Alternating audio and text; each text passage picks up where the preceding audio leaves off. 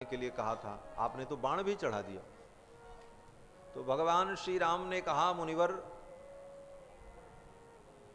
जब धनुष की मैं प्रत्यंचा चढ़ाता हूं तो फिर बाण का भी प्रयोग होता है, क्योंकि डोरी चढ़ाने के बाद धनुष का उपयोग होना चाहिए, और जब बाण धनुष पर चढ़ जाता है तो फिर ये लौट करके तूणीर में नहीं जाता है। ये तो अब चलेगा, लेकिन आप घबराओ मत। भगवान ने कहा, परशुराम जी आप चिंता मत करो, आपको मैं नहीं मारूंगा। क्यों? बोले, ब्राह्मणो सीति पूज्यो में, आप ब्राह्मण हो, मेरे पूज्य हो, आपके ऊपर मैं इस बाण का प्रयोग नहीं करूंगा। विश्वामित्र कृतेन च, और विश्वामित्र कृतेन च, विश्वामित्र के आप संबंधी भी हो, और विश्वामित्र जी मेरे गुरु हैं। विश्वामित्र जी का परशुराम जी से संबंध क्या है?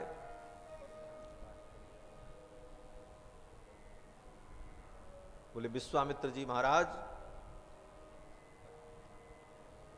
परशुराम जी के पिता महर्षि जमदग्नि के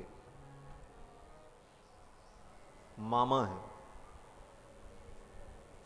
विश्वामित्र जी की बहन सत्यवती का विवाह ऋचिक महर्षि से हुआ था, और उन्हीं के पुत्र जमदग्नि हैं, और जमदग्नि के पुत्र परशुराम हैं, और विश्वामित्र जी महाराज भगवान के गुरु हैं।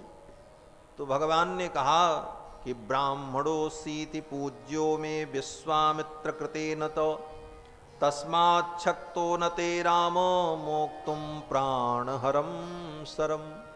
इसलिए प्राण का हरण करने वाले इस बाण का मैं आपके ऊपर प्रयोग नहीं करूंगा, आप निश्चिंत हो जाओ। भगवान के इन वचनों को सुनकर परशुराम जी को थोड़ी शांति मिली। भगवान ने कहा, आप बताओ कि ये बाण मैं किसके ऊपर छोड़ूं? आपको तो नहीं मारूंगा, लेकिन आप ही बताओ कि ये बाण मैं किसके ऊपर छोड़ूं। तो परशुराम जी पहचान गए कि ये साक्षात परब्रह्म परमात्मा सच्चिदानंद हैं। इनका अवतार भूभार का हरण करने के लिए हुआ है। अब हमारा प्रयोजन पूर्ण हो गया। देखो, भगवान के हर अवतार के अलग अलग प्रयोजन हैं। परशुराम जी भगवान के अवतार हैं, और ये अवतार परशुराम जी का दुष्ट क्षत्रियों के विनाश के लिए हुआ था। वो कार्य जब संपन्न हो गया तो परशुराम जी का प्रयोजन पूर्ण हो गया। परशुराम जी अनुभव करने लगे, अब मेरा प्रयोजन पूर्ण हो गया, अब भगवान श्री राम पूर्ण ब्रह्म परमात्मा अवतरित हो गए हैं, अब ये पृथ्वी के भार का हरण करेंगे और लीला करेंगे।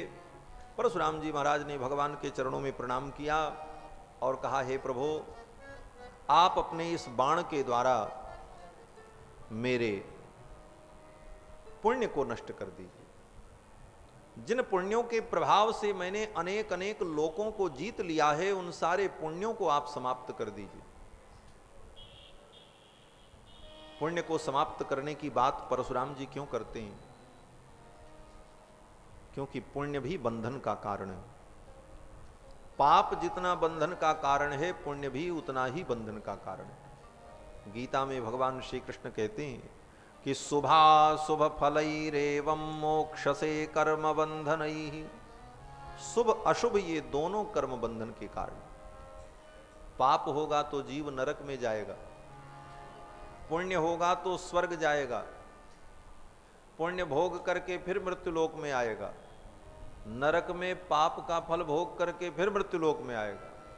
थोड़ा पुण्य थोड़ा पाप होगा तो मृत्युलोक में रहेगा, यहां भोगेगा, और जब पुण्य पाप दोनों समाप्त हो जाएगा तब भगवान के चरणों की प्राप्ति होगी। वेदांत कहता है कि पुण्य पापे विधूय निरंजनः परमं साम्यमुपैति।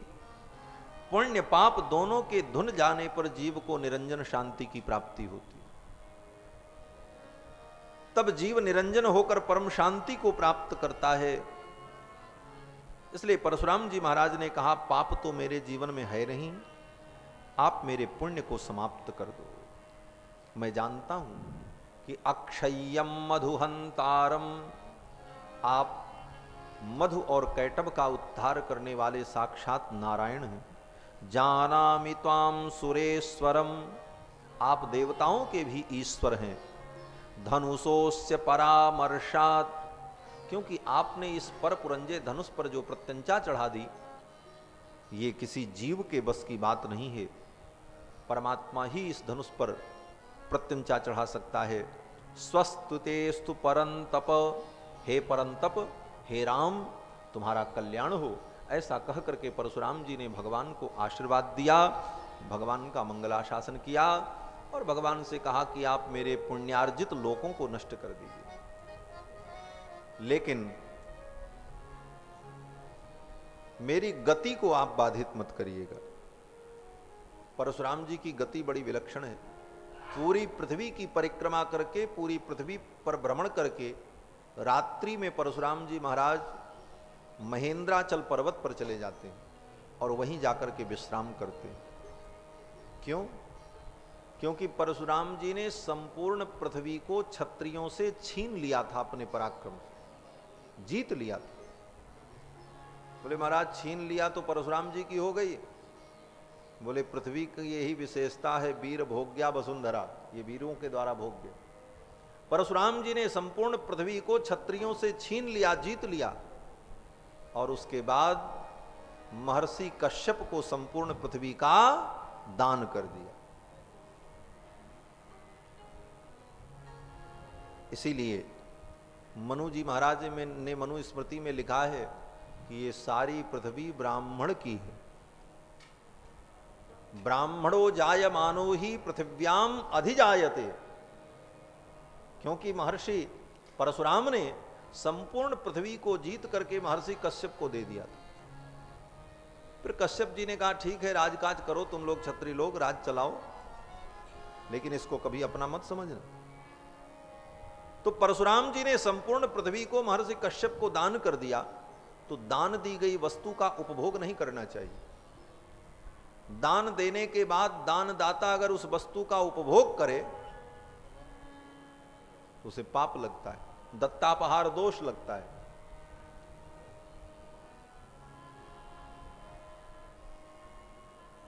तो परशुराम जी पृथ्वी का दान कर चुके हैं, इसलिए रात्रि में पृथ्वी पर निवास नहीं करते। दिन में तो घूमते टहलते हैं, लेकिन रात्रि विश्राम करने के लिए परशुराम जी महेंद्राचल पर्वत पर चले जाते। तो परशुराम जी ने कहा प्रभु मेरी गति को आप बाधित न करें, क्योंकि मुझे महेंद्राचल पर्वत जाना होता है। गति बाधित हो जाएगी तो मैं जा नहीं पाऊंगा, और पृथ्वी पर रहना ये उचित नहीं है, धर्म नहीं है, क्योंकि मैंने पृथ्वी का दान किया है। तो भगवान ने कहा ठीक।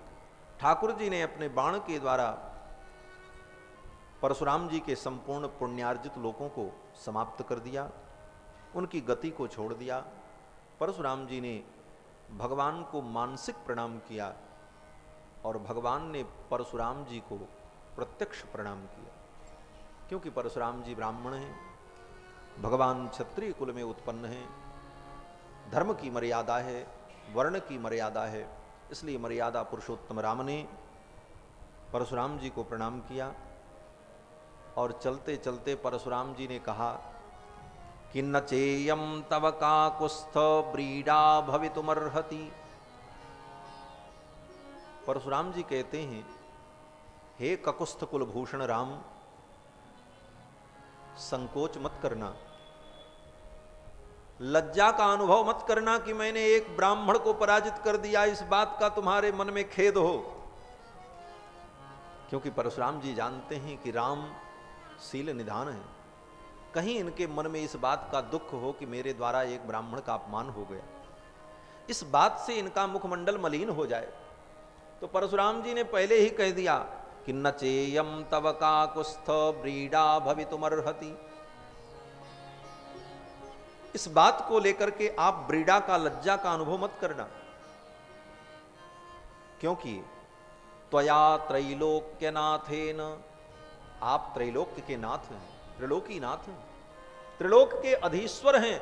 आपके द्वारा मैं पराजित हुआ हूं, किसी अरे गहरे के द्वारा पराजित नहीं हुआ। त्वया त्रैलोक्यनाथेन यदहम विमुखीकृतः तीनों लोकों के अधीश्वर आप हैं, आपके द्वारा मैं अगर पराजित हो गया तो इसमें कोई अपमान की बात नहीं, और मुझे भी कोई लज्जा नहीं, आपसे पराजित होकर मुझे भी कोई लज्जा नहीं है, अपितु मुझे हर्ष का अनुभव हो रहा है, क्योंकि आप त्रिलोकीनाथ हैं। इस प्रकार परशुराम जी ने भगवान का अभिनंदन किया, वंदन किया, और फिर परशुराम जी महाराज चले गए। परशुराम जी जब चले गए उसी समय वरुण देवता आए हैं। वरुण देवता को श्री भगवान राम ने वो अपना परपुरंजय धनुष प्रदान कर दिया। वरुणाया प्रमेयाय ददौ हस्ते महायशाह। पधारो महाराज। बोलो श्री सीतारामचंद्र भगवान की जय। हरे राम राम राम हरे हरे, हरे राम राम राम हरे हरे, हरे कृष्णा कृष्णा कृष्णा हरे हरे, हरे कृष्णा कृष्णा कृष्णा हरे हरे, हरे राम राम राम हरे हरे, हरे राम राम हरे हरे, हरे कृष्णा कृष्णा कृष्णा हरे हरे, हरे राम राम राम हरे हरे, हरे राम राम राम हरे हरे, राम राम हरे हरे, राम राम हरे हरे। बोलो श्री सीतारामचंद्र भगवान की जय। हम लोगों के मध्य में श्रीमद् जगतगुरु रामानंदाचार्य श्री स्वामी राम दिनेशाचार्य जी महाराज पधारे। हम सभी लोगों को दर्शन प्राप्त हो रहा है। अभी 10 दिन पहले, 10 दिन क्या 6 दिन पहले, 7 दिन पहले की बात है, हम लोग मिथिला में ही थे, मधुबनी में। पूज्य स्वामी जी का भी प्रवचन का कार्यक्रम था, हमारा भी था। वहाँ से हम लोग साथ में ही चले, पूरी रात चल करके 3 तारीख को सुबह गोरखपुर पहुँचे। फिर स्वामी जी इधर चले आए, मुझे गोरखपुर रुकना था। उसी समय मैंने निवेदन किया था कि कथा में जरूर पधारें। आज स्वामी जी आए, हम सभी लोग बड़भागी हैं। आइए भगवान की कथा की ओर आगे बढ़ते हैं।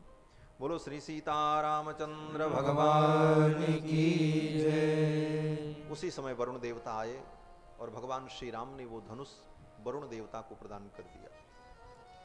वरुण देवता भी विदा हो गए, परशुराम जी भी विदा हो गए। जब सब लोग चले गए तब श्री दशरथ जी महाराज को चेतना आई। अभी तक दशरथ जी महाराज बेहोश पड़े थे। और दशरथ जी ने जब सुना कि परशुराम जी चले गए तो श्री दशरथ जी को क्या अनुभव हुआ। महर्षि वाल्मीकि कहते हैं कि पुनर्जातम तदा मेने पुत्रमात्मानमेव च। पुनर्जातम तदा मेने, दशरथ जी ने यही अनुभव किया कि हमारा तो पुनर्जन्म हुआ है, हम तो मरी गए थे, और हम ही नहीं, हमारे बेटा, हमारा परिवार सब समाप्त हो चुका था, सबका मानो पुनर्जन्म हुआ। इतने भयभीत हो गए थे श्री दशरथ जी महाराज। पुनर्जातम तदा मेने पुत्रमात्मानमेव च। और ये घटना कहां पर हुई? बोले रास्ते में, मिथिला से अयोध्या आते समय। रास्ते में भी कहां पर? बोले अयोध्या से मात्र 100-125 किलोमीटर पूर्व एक स्थल है सरजू जी के तट पर, जिसको दोहरी घाट कहते हैं, गोरखपुर जिला में। गोरखपुर जिला में एक जगह है दोहरी घाट, उसका नाम दोहरी घाट इसीलिए पड़ा है, दो हरि का जहां पर मिलन हुआ है, इसीलिए उसका नाम दो हरि घाट हुआ। एक हरि भगवान श्री राम और दूसरे परशुराम, भगवान के दो अवतारों का वहां पर मिलन हुआ है, वही दो हरि घाट है। परशुराम जी महाराज तो विदा हो गए, दशरथ जी महाराज बड़े प्रसन्न हुए। पुनर्जातम तदा मेने पुत्रम आत्मानमेव च नोदयामास ताम सेनाम जगामासु ततः पुरीम। फिर दशरथ जी महाराज ने अपनी प्रजा को, अपनी सेना को आदेश किया अयोध्या के लिए प्रस्थान करें। बाजे गाजे के साथ मंगल वाद्य पुरस्सर संपूर्ण बारात अयोध्या आई। अयोध्या में अनेक प्रकार के मंगल कौतुक हुए। माताओं ने आगे बढ़ करके कन्या की, बहू की और वर की आरती उतारी, परछन किया और डोली से बहुओं को उतार कर गोद में लेकर के माताएं घर में आई। कौशल्या च सुमित्रा च कैकेयी च सुमध्यमा वधू प्रतिग्रहे युक्ता याश्चान्या राजयोषिताः। जितनी राजयोषिताएं थीं, महाराज की पत्नियां थीं, ये तीन तो थी ही थी, कौशल्या, कैकेयी, सुमित्रा। इसके अतिरिक्त 350 और रानियां दशरथ जी महाराज की सब स्वागत के लिए आई और बहू को गोद में लेकर के भीतर गई। ततः सीता महाभागा ऊर्मिलां च यशस्विनीं कुशध्वज सुते चोभे जगहुर्नृपयोषितः। माताओं ने बहुओं को गोद में उठाया, लेकर के अंतःपुर में गई हैं। अनेक प्रकार के मंगल कौतुक हुए। फिर तो मुंह दिखाई की रस्म हुई, बहुओं का मुख देखा और अनेक प्रकार की वस्तुएं मुंह दिखाई में दी गई। माँ कौशल्या ने तो नौलखा हार बना करके रखा था कि बहू का मुंह देखूंगी तो यही नौलखा हार दूंगी। लेकिन जब सीता जी का घूंघट उठाया, बहू किशोरी के सौंदर्य को देखा मां कौशल्या ने, तो हतप्रभ रह गई। उस हार को छिपा लिया। मां कौशल्या ने कहा, बेटी मैंने तो मुंह दिखाई में देने के लिए नौलखा हार बनाया था, लेकिन तेरे मुख को देखने के बाद अब मुझे लज्जा आ रही है कि ये हार तेरे मुख के लायक नहीं है। मैं क्या दूं तुझे? मेरे पास कोई ऐसी वस्तु नहीं है कि जो मैं तुझे प्रदान करूं। तेरे मुख दर्शन के बदले में वो वस्तु दे करके मैं कृतकार्य हो जाऊं। अंत में कौशल्या रानी ने कहा, बेटी तुझे मुंह दिखाई में मैं अपने राम को ही देती हूं। कौशल्या जी ने कहा, राम तेरे पति हैं और राम मेरा पुत्र भी है। पत्नी होने के कारण तेरा भी अधिकार है राम पर और मां होने के कारण मेरा भी अधिकार है राम पर। लेकिन आज मैं अपने उस अधिकार को भी छोड़ रही हूं और राम केवल तेरा है। ऐसा कह करके कौशल्या जी ने यही मुंह दिखाई दिया कि मैं अपने राम को ही मुंह दिखाई के रूप में दे रही हूं। फिर तो कैकेयी जी ने जब श्री जानकी जी के मुखमंडल का दर्शन किया तो कनक भवन मुंह दिखाई में दिया। ये कनक भवन जहां हम लोग दर्शन करने जाते हैं, आज तो कलिकाल है, ईंटे पत्थर की दीवार दिखती है, लेकिन त्रेता युग में मां कैकेयी ने स्वर्ण का महल बनाया था, कनक महल। और इस कनक भवन को मां कैकेयी ने जानकी जी को मुंह दिखाई में दिया था। इसके बाद सुमित्रा जी ने मुख देखा तो सुमित्रा जी ने कहा, बेटी दीदी ने राम को दे दिया, मझली दीदी ने कनक भवन दिया, मैं अपने पुत्र लक्ष्मण को ही मुंह दिखाई में बेटे के रूप में तुम्हें दे देती। और सुमित्रा जी ने अपने पुत्र लक्ष्मण को ही मुंह दिखाई में जानकी जी को बेटे के रूप में दे दिया।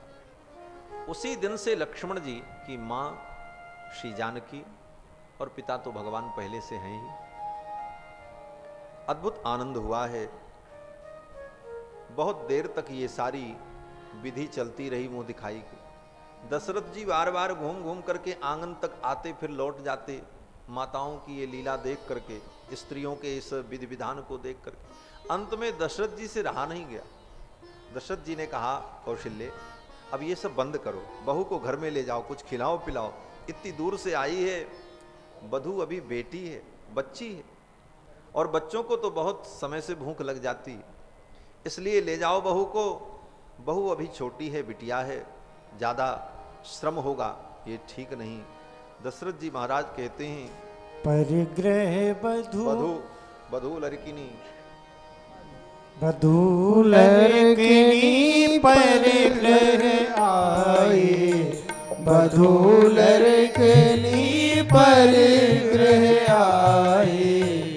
राखूं नयन पलक की नाई, राखूं नयन पलक की नाई, राखूं नयन पलक की नाई, राखूं नयन पलक की नाई। बधू लड़कनी पर घर आई, बधू लड़कनी पर घर आई, बधू लड़कनी पर घर आई। इस प्रकार से मुंह दिखाई की रस्म पूरी हुई। बहुओं को लेकर के माताएं अंतःपुर में गईं।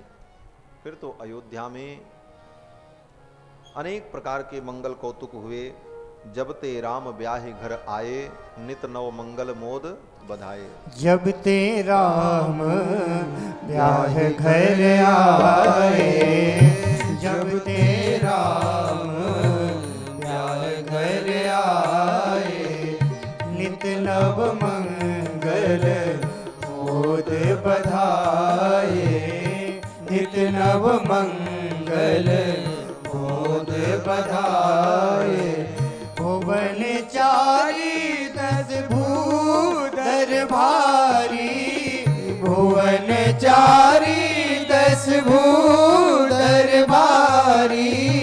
सुकृत मेघ बरसहि सुख बारी, सुकृत मेघ बरसहि सुख बारी। रिद्धि सिद्धि संपत्ति नदी सुहाई, रिद्धि सिद्धि संपत्ति नदी सुहाई। उमगे अवध्या बुध कहूँ धाई, उमग अवध्या बुध कहूँ धाई। मणिगणपुर नर नारी सुजाती, मणिगणपुर नर नारी सुजाती। सुचि अमोल सुंदर सब भांति, सुचि अमोल सुंदर सब भांति। सुचि अमोल सुंदर सब भांति। सुख संपत्ति समृद्धि अयोध्या में पहले से ही थी, और जब किशोरी जी आ गई तब तो फिर क्या बात। अयोध्या अद्भुत आनंद की खान बन गई, और इस प्रकार सुखपूर्वक श्री सीतारामचंद्र जी जुगल सरकार 12 वर्ष तक श्री अवध में रहे। महर्षि वाल्मीकि कहते हैं, यहां पर बालकांड की कथा पूर्ण होती है, कथा अयोध्या कांड में प्रवेश करती है। महर्षि वाल्मीकि वर्णन करते हैं कि विवाह के पश्चात श्री भरत जी महाराज शत्रुघ्न को साथ लेकर अपने मामा युधाजित के यहां चले गए, क्योंकि विवाह में मामा जी भी आए थे। बारात से लौट करके श्री अवध आए तो महाराज युधाजित ने कहा दशरथ जी से कि भरत को हमारे साथ भेज दो, कुछ दिन ननिहाल घूम करके आवे। तो दशरथ जी ने कहा ठीक है। भरत जी महाराज और शत्रुघ्न जी महाराज अपने मामा के साथ केकय देश चले गए। गच्छता मातुल कुलम भरतेन तदा नघः शत्रुघ्नो नित्य शत्रुघ्नः नीतः प्रीति पुरस्कृतः। गच्छता मातुल कुलम, मामा के घर जाते समय भरत जी के साथ शत्रुघ्न जी भी चले गए। नीतः प्रीति पुरस्कृतः, प्रीति से युक्त होकर शत्रुघ्न जी महाराज। यहां पर जो शत्रुघ्न के लिए शत्रुघ्नो नित्य शत्रुघ्न महर्षि वाल्मीकि ने कहा है, इस पे गोविंद राज स्वामी ने बड़ा सुंदर चिंतन किया है। गोविंद राज स्वामी जी का चिंतन ये है कि शत्रुघ्नो नित्य शत्रुघ्न, जो नित्य शत्रुओं का विनाश कर देते हैं। और शत्रु कौन है? बोले काम क्रोधादिक विकार ही शत्रु हैं। इनको जो जीत ले विनष्ट कर दे वही तो शत्रुघ्न है।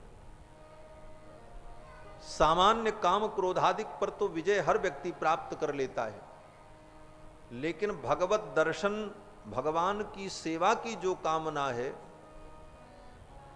इसको भी जीत लिया जाए, इस कामना से भी हम बच जाएं। वैसे तो ये कामना आनंदप्रद है और इस कामना को मन कभी छोड़ता नहीं और छोड़ना भी नहीं चाहिए। लेकिन शत्रुघ्न जी महाराज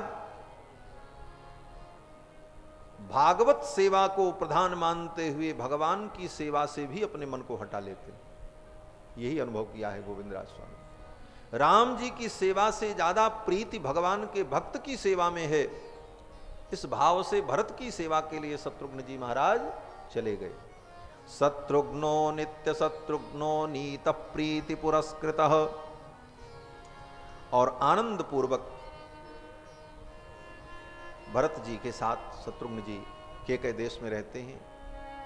इधर भगवान श्री राम अपने पिता के राज्य कार्य में सहयोग करते। इनके गुण को देखकर, इनकी योग्यता को देख करके अयोध्यावासी आनंदित होते।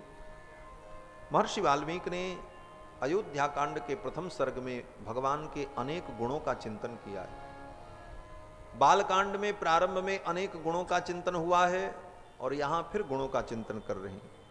महर्षि वाल्मीकि कहते हैं कि अर्थितो मानुषे लोके जज्ञे विष्णु सनातनः।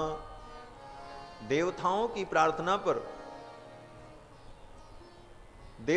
प्रार्थना पर भगवान विष्णु ही मनुष्य लोक में मनुष्य के रूप में, राम के रूप में अवतरित हुए हैं। कौसल्या सुशुभे तेन पुत्रेणामित तेजसा। ऐसे पुत्र को प्राप्त करके कौशल्या धन्य हो गई। ये राम कैसे हैं? अब राम जी के गुणों का वर्णन कर रहे हैं महर्षि वाल्मीकि कि सच नित्यम प्रशांतात्मा। राम जी प्रशांतात्मा है। प्रशांतात्मा का मतलब जिसकी आत्मा में शांति हो। और आत्मा का अर्थ कल मैंने कथा में निवेदन किया था। आत्मा माने बुद्धि, आत्मा माने मन, आत्मा माने इंद्रियां, आत्मा माने आत्मा। ये सब आत्मा शब्द के अर्थ। प्रशांत आत्मा, जिनका मन, बुद्धि, चित्त, इंद्रियां सब शांत रहती हैं। इसलिए भगवान का एक विशेष गुण है शांत गुण, इसीलिए इनको प्रशांतात्मा कहा। सच नित्यम प्रशांतात्मा मृदुपूर्वम च भाषते। और राम जी की विशेषता क्या है? बोले मृदुपूर्वम च भाषते। मृदु बोलते हैं और पहले बोलते हैं। मृदुपूर्वम च भाषते, बहुत मधुर बोलते हैं। इनकी वाणी बहुत मधुर है। कितनी मधुर है? बोले मधुर माने मीठी। और कितनी मीठी? बोले अमृत से भी ज्यादा मीठी वाणी है भगवान की। सबसे मीठा कोई पदार्थ होगा तो अमृत ही होगा, क्योंकि कोई वस्तु बहुत मीठी होती है तो हम लोग कहते हैं ना कि ये अमृत के समान मीठा है। तो सबसे ज्यादा मीठा अगर कोई तत्व होगा तो अमृत ही होगा, क्योंकि अमृत का स्वाद तो हम आपने चखा नहीं है। इसलिए कल्पना तो यही है कि अमृत ही सबसे ज्यादा मीठा है। और अमृत से भी ज्यादा मीठी भगवान की वाणी। पीयूष मिष्ट वचनाय परात्पराय। अमृत से भी ज्यादा मीठी वाणी भगवान की। किस प्रकार से? बोले अमृत तो किसी जिंदे व्यक्ति को पिला दिया जाए तो मरेगा नहीं, और अगर मर चुका है बोले तो फिर अमृत कोई काम नहीं करेगा। लेकिन भगवान की वाणी तो इतनी मधुर है कि मुर्दे के कान में भी चली जाए तो मुर्दा उठ करके बैठ जाए। श्री गोस्वामी जी महाराज कहते हैं, मृतक जिया बन गिरा सुहाई, मृतक जिया बन गिरा सुहाई, श्रवण नंद हुई और जब आई, श्रवण नंद हुई और जब आई, श्रवण नंद हुई और जब आई, श्रवण नंद हुई और जब आई, मृतक जिया बन गिरा सुहाई, मृतक जिया बन गिरा सुहाई, मृतक जिया बन गिरा सुहाई। मृतक जियावन गिरा, मृतक को भी जीवित कर दे ऐसी सुंदर मृदु वाणी राम जी की, मीठी वाणी। क्यों? बोले इक्ष्वाकु के वंश में उत्पन्न हुए हैं ना। इक्ष्वाकु का अर्थ क्या है? इक्ष्व माने गन्ना, गन्ने को ईख कहते हैं, इक्ष्व। और इक्ष्व में जितनी मिठास है उतनी मिठास जिसके वाक में हो, वाणी में हो, वो कौन थे? बोले इक्ष्वाक। और उनके वंश में राम जी प्रकट हुए हैं। ये वाणी वैशिष्ट है। मृदु पूर्वम च भाषते, और पूर्वम भाषते, राम जी पहले बोलते हैं। ये पहले बोलने का मतलब क्या है? हमारे पूज्य श्री अयोध्यानाथ मंदिर के स्वामी जी महाराज कहते थे कि पूर्व बोलने का मतलब है कि जैसे कोई व्यक्ति राम जी से मिलने आवे, दीनहीन हो, राम जी के सम्मुख पहुंच जाए, लेकिन अपने मन की बात वो कह नहीं पा रहा है, संकोच के कारण, डर के कारण कि ये राजाधिराज है, मैं कैसे बात की शुरुआत करूं, कहां से बोलूं, क्या कहूं। संकोच के कारण वो वार्ता शुरू नहीं कर पाता है। उसके पहले राम जी ही बोल पड़ते हैं और उससे बात प्रारंभ कर देते हैं। कहो भैया क्या हाल है, कैसे आए, सुनाओ। स्वयं ही वार्ता प्रारंभ कर देते हैं। पूर्वम भाषते, पहले ही बोल पड़ते हैं और उसके संकोच को दूर कर देते हैं। और दूसरा भाव यह भी है कि जैसे कोई व्यक्ति किसी से नाराज हो जाता है ना, किसी बात से नाराजगी हो गई तो व्यक्ति बोलना बंद कर देता। भीतर से तो चाहता कि बोलें, लेकिन थोड़ा उसका स्वाभिमान टकरा जाता। पहले वो बोलें तो हम बोलें, काहे को हम पहले जाएं बोलने, जब वो बोलेंगे तो हम बोलेंगे। पहल करने को कोई तैयार नहीं। तो अगर कोई व्यक्ति राम जी से किसी कारण से रुष्ट हो जाए, मान कर जाए, रूठ जाए और न बोले, तो राम जी ये प्रतीक्षा नहीं करते कि पहले वो बोले, पहले राम जी ही बोल देते हैं। चलो भाई कोई बात नहीं, मृदु पूर्वम च भाषते, और वार्ता प्रारंभ हो जाती है। और राम जी की विशेषता क्या है? महर्षि वाल्मीकि कहते हैं कि उच्यमानोपि परुषम नोत्तरम प्रतिपद्यते। उच्यमानोपि परुषम, अगर कोई व्यक्ति राम जी को परुष वचन कह दे, कठोर वचन कह दे, तो राम जी उसका उत्तर नहीं देते, सुन लेते। इतने शील निधान है। ऐसा नहीं कि सामने वाले ने जवाब दिया तो राम जी ने टका सा जवाब दे दिया। लोग कहते महाराज उन्होंने ऐसा कहा तो हमने भी नहले पे दाला रख दिया, ऐसा जवाब दिया कि चुप हो गए। बोले ये कोई वीरता नहीं है, बहुत बड़ी बुद्धिमानी नहीं। शीलता तो ये है कि सामने वाले ने बोला तो सुन लो, उसका उत्तर मत दो। क्यों? बोले बात बढ़ेगी तो बढ़ जाएगी। बादे बादे वर्धते वैर्य बन्ही। आचार्यों का वचन है कि बात पे बात जब होती रहती तो बैर बढ़ने लगता। मैं बादे बादे वर्धते वैर बन्ही, इसलिए चुप हो जाना चाहिए, उत्तर नहीं देना चाहिए। भगवान श्री राम का ऐसा शील है, स्वभाव है कि उच्यमानोपि परुषम नोत्तरम प्रतिपद्यते।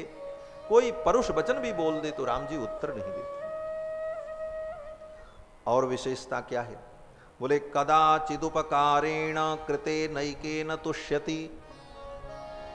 कदाचिदुपकारेण, कदाचित, कदाचित का मतलब कभी, कैसे भी, धोखे से भी अगर किसी ने एक उपकार कर दिया है राम जी का, तो राम जी उस उपकार को कभी भूलते नहीं। एक उपकार अगर व्यक्ति ने किया है, कदाचिदुपकारेण कृते नैकेन तुष्यति, उस एक उपकार से ही भगवान संतुष्ट हो जाते हैं, तुष्यति। और इतने संतुष्ट हो जाते हैं कि फिर चाहे वो कितना भी अपकार करे कभी असंतुष्ट नहीं होते।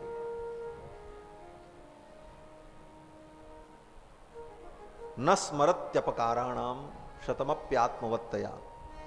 फिर चाहे वो सैकड़ों अपकार करे, उस अपकार को भगवान याद नहीं रखते, उसके एक उपकार को याद रखते हैं। ये भगवान का स्वभाव है। और ठीक इसके विपरीत हमारा आपका स्वभाव क्या होता है? बोले हजारों काम अच्छा कर दो, उसे व्यक्ति भुला देता है, एक गड़बड़ हो जाए उसी को याद रखता। उन्होंने ऐसा कर दिया, उन्होंने अच्छा क्या किया उसे तो हम याद नहीं रखते, गड़बड़ क्या हुआ उसी को याद रखते। लेकिन राम जी का स्वभाव है कि उसने अच्छा क्या किया ये याद रखते हैं। कथंचिदुपकारेण कृते नैकेन तुष्यति। कदाचिदुपकारेण का एक अर्थ, विलक्षण अर्थ हमारे आचार्य चरण श्री आचार्य श्री कृपाशंकर जी महाराज ने अपने ग्रंथ में किया है कि जैसे आपका कोई अतिथि आने वाला हो, आप उस अतिथि के लिए रसगुल्ला, गुलाब जामुन, मिठाई, भोजन सामग्री ला करके रखो, बहुत व्यग्रता से आप उसकी प्रतीक्षा करो और वो अतिथि न आवे। तब बोले जितना सामान लाए थे अब तो सब सामान बेकार होगा, जिसके लिए लाए थे वो आया ही नहीं। उसी समय कहीं से राम जी घूमते आ गए, तो आप सोचो जिसके लिए लाए थे वो तो आया नहीं और सामान बेकार हो ही जाएगा, तो लाओ इन्हीं को खिला देते हैं। इस तरह से भी राम जी का अगर आपने उपकार कर दिया, उन्हें कुछ खिला दिया, उन्हें कुछ समर्पित कर दिया, तो उसे भी भगवान जीवन भर याद रखते हैं, कभी बोलते नहीं। जबकि आपने उनके उद्देश्य से नहीं किया था, उद्देश्य आपका भिन्न था। लेकिन भगवान कृतज्ञ हैं। कदाचिदुपकारेण कृते नैकेन तुष्यति। और राम जी की विशेषता क्या है? न चानृत कथो विद्वान वृद्धानाम प्रतिपूजकः। न चानृत कथो, राम जी झूठी कथा नहीं कहते। न चानृत कथो, अनृत कथा, झूठी कथा राम जी नहीं कहते। और न झूठी कथा सुनते हैं। जैसे झूठी कहानी हम लोग सुनते हैं मनोरंजन के लिए, ये जो फिल्म देखते हैं, पिक्चर देखते हैं, वो क्या है? बोले सब झूठी कहानी तो होती, लेखक की कल्पना होती, लेकिन मनोरंजन के लिए उसको हम देखते सुनते हैं, काल्पनिक कहानियों को पढ़ते भी हैं। लेकिन राम जी की सत्य निष्ठा ऐसी है कि न वो काल्पनिक कहानी कहते हैं, न काल्पनिक कहानी सुनते हैं, न काल्पनिक कहानी पढ़ते हैं। न चानृत कथो, अनृत कथा, असत्य कथा का कभी वो संभाषण नहीं करते। न चानृत कथो। वृद्धानाम प्रतिपूजकः, और सदा अपने से वृद्धों का आदर करते। वृद्धों का आदर, वृद्धों का पूजन, ये जीव को, मनुष्य को सद्मार्ग में ले जाता है। आचार्यों ने कहा है कि अभिवादनशीलस्य नित्यं वृद्धोपसेविनः चत्वारि तस्य वर्धन्ते आयुर्विद्या यशोबलम। जो व्यक्ति वृद्धों का उपसेवन करता है, वृद्धोपसेविनः, उपसेवन का अर्थ है उपसमीपे निवासः, वृद्धों के समीप में निवास। अपने से छोटों के साथ रहोगे तो दुर्गुण आएगा, और अपने से बड़ों के सन्निकट अधिक रहोगे तो सद्गुण आएगा। इसलिए अपने से बड़े जो वृद्ध हों उनके बीच में अधिक समय व्यतीत करना चाहिए। लेकिन आदमी बूढ़ों के पास नहीं बैठना चाहता, सोचता अब इनके पास क्या बैठे, अपनी मेजॉरिटी में अपने समकक्ष लोगों में ही बैठता है, तो वैसी ही बुद्धि रह जाती है, उसी प्रकार का उसका स्तर रह जाता है। सदा अपने से श्रेष्ठ जनों के पास ही उठना बैठना चाहिए, जिससे उनके सद्गुण, उनके विचार, उनका चिंतन हमारे जीवन में समाहित हो। तो भगवान श्री राम ऐसा ही करते हैं। नचानृत कथो विद्वान वृद्धानाम प्रतिपूजकः, वृद्धों का पूजन करते हैं, वृद्धों का आदर करते हैं और उनके सन्निकट रहते हैं। कुलोचितमति क्षात्रम स्वधर्मम बहुमन्यते, कुलोचित मति ही, राम जी की मति कैसी है? बोले कुलोचित, क्षत्रिय कुल में प्रकट हुए हैं, इसलिए क्षत्रियों का जो शास्त्रोचित धर्म है उस धर्म में ही मति लगी रहती, उस धर्म के विपरीत राम जी की मति नहीं जाती। कुलोचित मति ही छात्रम स्वधर्मम च बहुमन्यते, अपने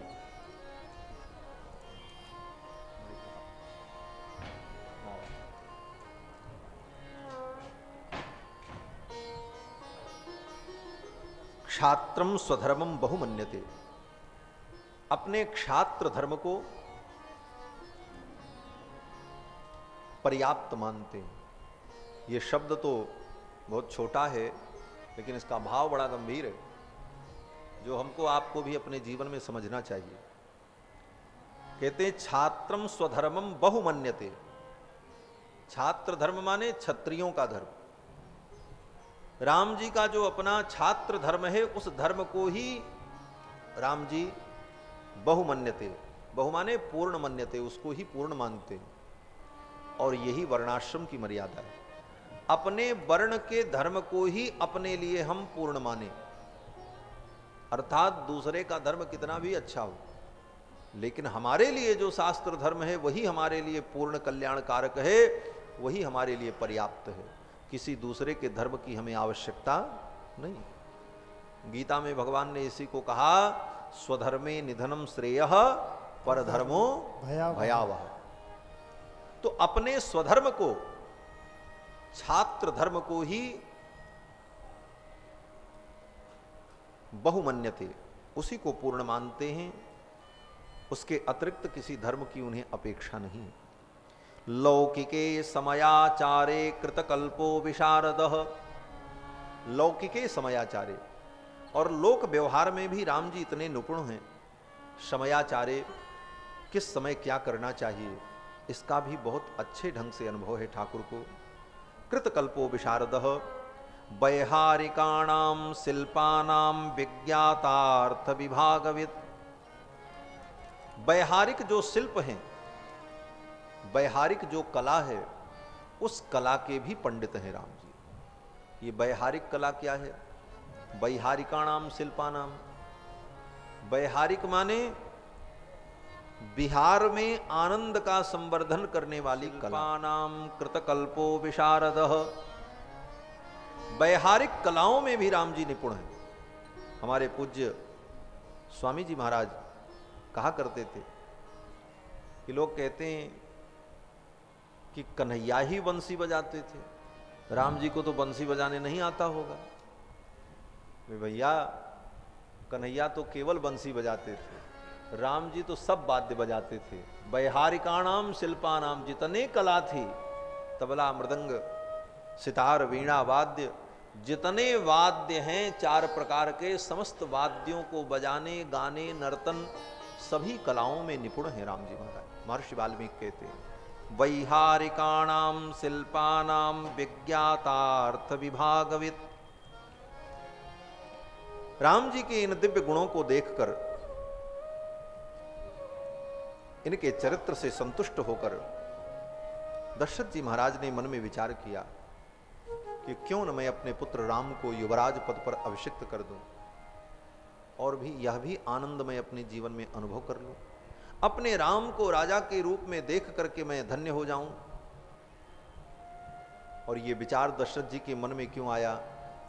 बोले एक दिन श्री दशरथ जी महाराज अपनी राजसभा में बैठे थे और अचानक दर्पण लेकर के अपने मुकुट को ठीक करने लगे। मुकुट थोड़ा टेढ़ा हो गया था। मुकुट को सीधा करने के लिए दर्पण लेकर के दशरथ जी ने जब अपना मुख देखा तो देखते क्या है कि कान के पास के जो बाल थे वो सफेद हो गए।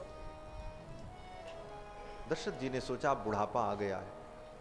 कान के पास के बाल सफेद होकर के ये संकेत कर रहे हैं, मानो ये मेरे कान में उपदेश कर रहे हैं।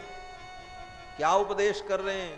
बोले राजन, मैंने अपना रंग बदल दिया, अब तुम भी अपना रंग बदल दो। श्रवण समीप भय सित केसा, मनहु जरठपन अस उपदेशा। श्रवण समीप भय सित केसा, मनहु जरठपन अस उपदेशा। श्रवण समीप भय सित केसा, मनहु जरठपन अस उपदेशा। राय सुभाय मुकुर कर लीना, बदन बिलोक मुकुट सम कीना। राय सुभाय मुकुर कर लीना, बदन बिलोक मुकुट सम कीना। श्रवण समीप श्रवण समीप भय सित केसा, मनोह जरठपन अस उपदेशा। दशरथ जी ने सोचा कि अब मैं बूढ़ा हो गया हूं, ये बाल पक करके उपदेश कर रहे हैं। मनोह जरठपन अस उपदेशा, ये बाल कह रहे हैं कि राजन मैंने अपना रंग बदल दिया, अब तुम भी अपना रंग बदल दो। ये राजपद अपने पुत्र राम को दे दो। बंधुओं, उपदेश तो हमें पग पग पर मिलता है, वैराग्य का उपदेश, लेकिन हम उस उपदेश को कितने अंश में ग्रहण कर पाते हैं ये महत्वपूर्ण है। बाल पक जाता है तो ये उपदेश है कि अब धीरे धीरे तुम्हारी आयु समाप्त हो रही है।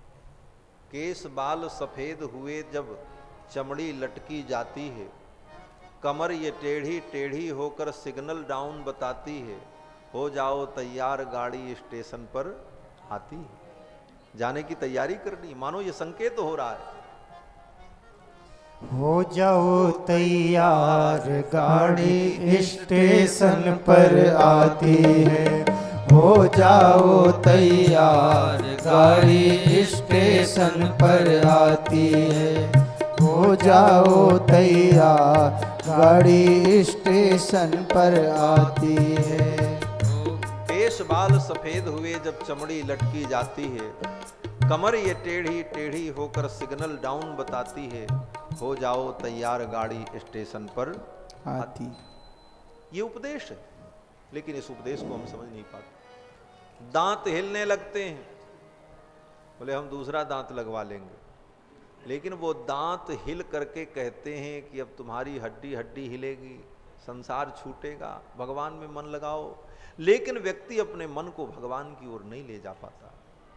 ये सब संकेत है महाराज जीवन का। बीमारियां, वृद्धावस्था, केश का पलित हो जाना, ये सब भगवान संकेत देते हैं, तुम मुझे भूले हो, अब मुझे याद कर लो, अब तुम्हारा समय बीत रहा है। लेकिन जीव भगवान को याद नहीं कर पाता। दशरथ जी महाराज सावधान हो गए। दशरथ जी ने अपने मंत्रियों से कहा कि इदम शरीरम कृत्नस्य लोकस्य चरिताहितम, ये मेरा शरीर अब थक गया है, प्रजा का पालन करते करते मैं थक गया हूं। पांडुरात पत्रस्य जायायाम जरितम मया, पांडुरस्यात पत्रस्य छायायाम जरितम मया। इस श्वेत रंग के छत्र के नीचे बैठ बैठ करके मैंने अपने बालों को सफेद कर दिया। अब जीर्णस्यास्य शरीरस्य विश्रामम अभिरोचये, मेरे इस जीर्ण शरीर को विश्राम की आवश्यकता है और मैं चाहता हूं कि यौवराज्ये नियोक्तास्मि प्रातः पुरुष पुंगवम, कल ही प्रातः काल मैं अपने ज्येष्ठ पुत्र राम को युवराज पद पर अभिषिक्त कर दूं। बोले इतने जल्दी? आज विचार आया और कल ही युवराज पद पर अभिषेक करने की बात की घोषणा कर दी दशरथ जी। क्यों? बोले अच्छे काम में विलंब नहीं करना चाहिए। काल करे सो आज कर, आज करे सो अब, पल में परलय होएगी बहुरी करोगे कब। ये दोहा यहां पर सटीक बैठता है कि दशरथ जी महाराज ने कहा कल मैं अपने पुत्र का युवराज पद पर अभिषेक कर दूंगा। कल करने की बात किए इसीलिए आगे अनर्थ हो गया। उसी समय राम जी को बुलाते और अपना मुकुट उतार करके रख देते, काम ही खत्म हो जाता। काल करे सो आज कर, उसी समय कर लेते तो न केकई को कहने का मौका मिलता, न वरदान की बात आती, न मंथरा को पता चलता, कोई स्थिति ही नहीं पैदा। लेकिन ठाकुर जी की लीला है, ठाकुर जी जो करावें, राम कीन चाहे सोई होई, करे अन्यथा अस नहीं कोई। राम जी की ही लीला है, राम जी ही अपने हिसाब से सारी लीला करते। राम जी ने ऐसी प्रेरणा दी, दशरथ जी महाराज ने कहा कि प्रातः पुरुष पुंगवम, प्रातः काल ही मैं अपने ज्येष्ठ पुत्र राम का युवराज पद पर अभिषेक करूंगा, क्योंकि कल पुष्य नक्षत्र है। पुष्य नक्षत्र में मैं अपने राम का युवराज पद पर अभिषेक करूंगा। प्रजा के लोग, मंत्री लोग सुन करके आनंदित हो गए महाराज। प्रजा के लोगों ने हाथ उठा करके समर्थन किया, महाराज यही हम भी चाहते थे जो आप कह रहे हैं, लेकिन आपके संकोच के कारण आज तक हम आपसे कह नहीं सके कि कैसे कहें कि आप अपना पद अपने पुत्र को दे दें। लेकिन आपने तो हमारे मन की बात कह दी। तो भगवान ने प्रजा के लोगों से पूछा कि आपकी क्या कामना है, बताओ आपकी इच्छा क्या है।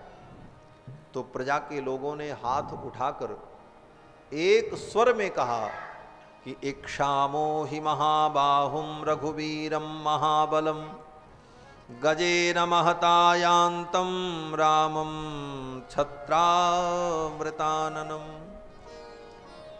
इक्षामो हि महाबाहुम रघुवीरम महाबलम, हम सब लोगों की यही इच्छा है कि रघुवीर रघुनंदन राम जो महाबलशाली हैं, इनका युवराज पद पर अभिषेक हो और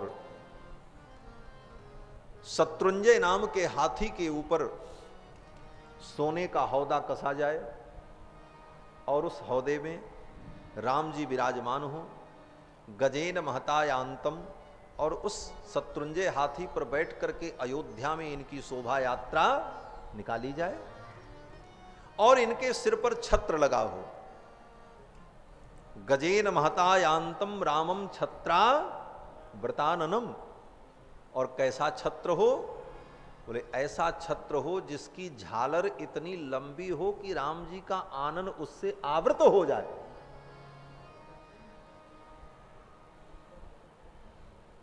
इक्षामो हि महाबाहुम रघुवीरम महाबलम गजेन महतायांतम रामम छत्रा व्रताननम। छत्र की झालरों से इनका मुख आवृत हो। क्यों क्यों आवृत हो? अयोध्यावासी कहते हैं रघुनाथ जी इतने सुंदर हैं, कोटि कोटि कंदर्प दर्प दलन पटियान हैं, महतो महियान हैं। इनके सौंदर्य को देख करके कहीं किसी की नजर न लग जाए, इनको किसी की दुष्ट दृष्टि इनके ऊपर न लग जाए, इसलिए छत्र की झालरों का आवरण रहेगा तो संपूर्ण मुख का लोगों को दर्शन नहीं होगा। झालर थोड़ी हिलेगी, थोड़ी झलक लोगों को मिलेगी। और लोगों की जो कुदृष्टि है उस कुदृष्टि से ये बचे रहेंगे। ऐसा वात्सल्य अयोध्यावासियों का भगवान के प्रति है। सभी लोगों ने कहा हमारी तो यही कामना है कि गजेन महतायांतम रामम छत्रावृताननम। प्रजा के इस वचन को सुनकर के दशरथ जी महाराज बड़े प्रसन्न हुए। चक्रवर्ती जी महाराज बहुत प्रसन्न हुए, लेकिन चक्रवर्ती जी नीतिज्ञ हैं, बुद्धिमान हैं। चक्रवर्ती जी ने सोचा कहीं ऐसा तो नहीं है कि मेरी बात सुन करके, मेरे मनोभाव को जान करके ये मेरी मुंह देखी कह रहे हैं, मेरे बात का समर्थन कर रहे हैं। इनके मन की बात को जाना जाए। और प्रजा के मन को समझने के लिए दशरथ जी ने कहा कि एक बात बताओ, कथम नुमयि धर्मेण पृथ्वी मनुशासति। धर्म पूर्वक मैं पृथ्वी का शासन करता चला आया हूं इतने वर्षों से। मेरे राज्य में क्या आप लोगों को कोई कठिनाई हुई, कोई कष्ट हुआ? क्या कारण है कि मेरे रहते हुए मेरे राम को राजा के रूप में देखना चाहते? क्या मेरे अंदर कोई कमी थी? मेरे राज्य में आप लोगों को कोई कष्ट हुआ? क्या कारण है? तो प्रजा के लोगों ने कहा महाराज, आपने सदा से यही सिखाया है कि निर्भय रहो और निर्भय होकर के अपने मन की बात कहो, इसलिए आज हम निर्भय होकर के अपने मन की बात आपसे कहते हैं। प्रजा के लोगों ने कहा महाराज, आप ही नहीं, रघुवंश में जितने राजा हुए सभी राजाओं ने धर्म पूर्वक प्रजा का पालन किया है, कहीं किसी में कोई कमी नहीं है। लेकिन जब राम जी से हम तुलना करते हैं तो आज तक जितने राजा हुए वो राम जैसे नहीं हुए। ये प्रजा के लोगों ने दशरथ जी के सामने कह दिया। जो विशेषता राम जी में है वो विशेषता आज तक किसी राजा में देखी नहीं गई। प्रजा के लोगों ने कहा, इक्ष्वाकुभ्योऽपि सर्वेभ्यो ह्यतिरिक्तो विशांपते। इक्ष्वाकु वंश में जितने राजा आज तक हुए वे सभी राजा अच्छे थे, लेकिन राम जी उन सब से अच्छे हैं। इसलिए हम लोग चाहते हैं कि राम जी राजा बने और हम लोग इनको राज सिंहासन पर बैठा देख करके आनंद का अनुभव करें। प्रजा के मनोभाव को जान करके दशरथ जी महाराज बड़े प्रसन्न हुए। प्रजा के लोगों ने कहा कि राम सर्वसमर्थ हैं। सक्तस्त्रैलोक्यमप्येष भोक्तुम किम नु महीमिमाम। प्रजा के लोगों ने कहा राम जी केवल पृथ्वी का ही शासन करने में समर्थ नहीं है, सक्तस्त्रैलोक्यमप्येष, ये सारे त्रिलोकी की रक्षा करने में समर्थ हैं। ये त्रिलोकी के अधिपति हैं।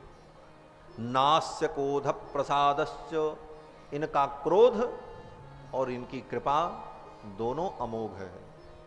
अगर ये किसी के ऊपर क्रोध करें तो कोई बच नहीं सकता, और ये किसी के ऊपर अगर कृपा करें तो उसका बाल बांका नहीं हो सकता।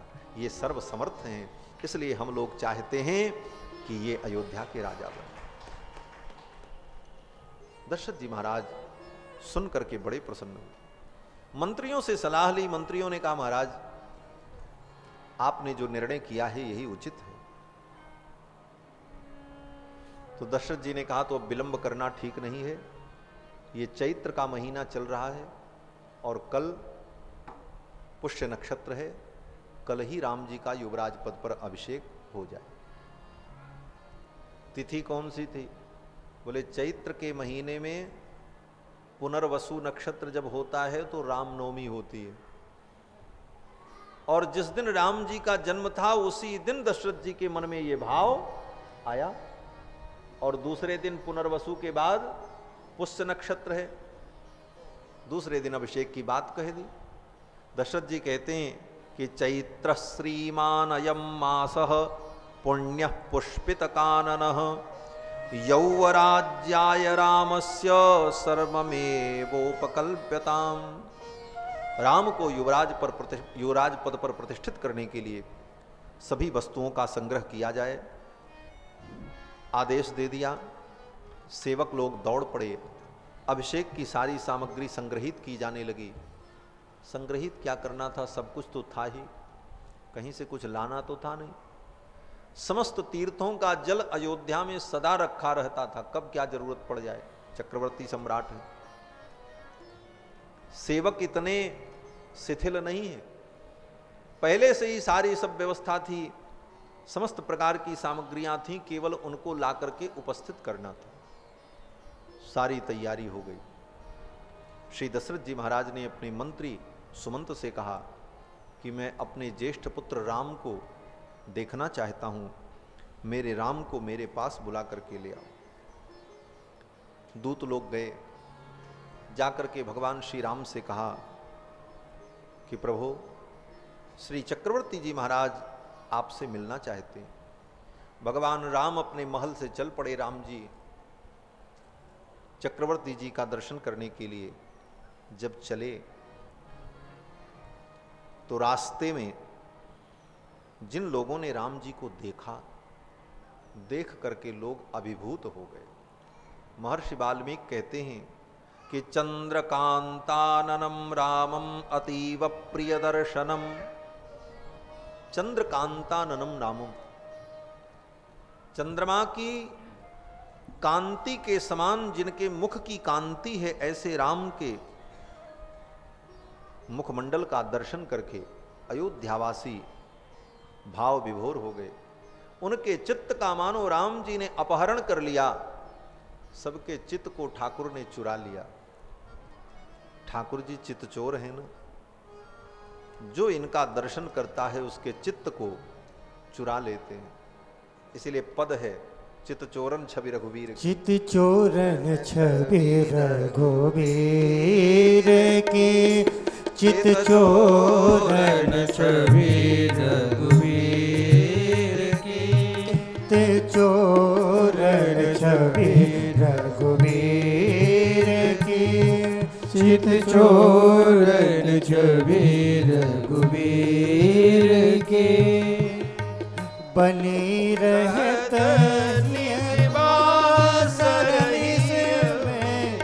बनी रहत निवास रहिया में,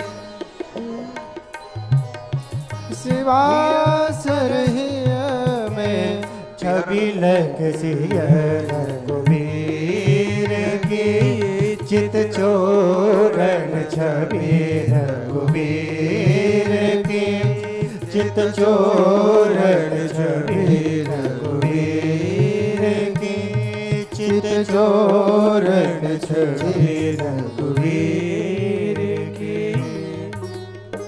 चित चोरन छवि रघुवीर की, बसी रहत निसिबासर ही में, विहरण सरजू तीर की, चित चोरन छवि रघुवीर की। ऐसी छवि ठाकुर की है, सबके चित्त को चुरा लिया। ठाकुर जी महाराज रघुनाथ जी दशरथ जी के महल में आए। दशरथ जी ने जब रघुनाथ जी को देखा, तम पश्यमान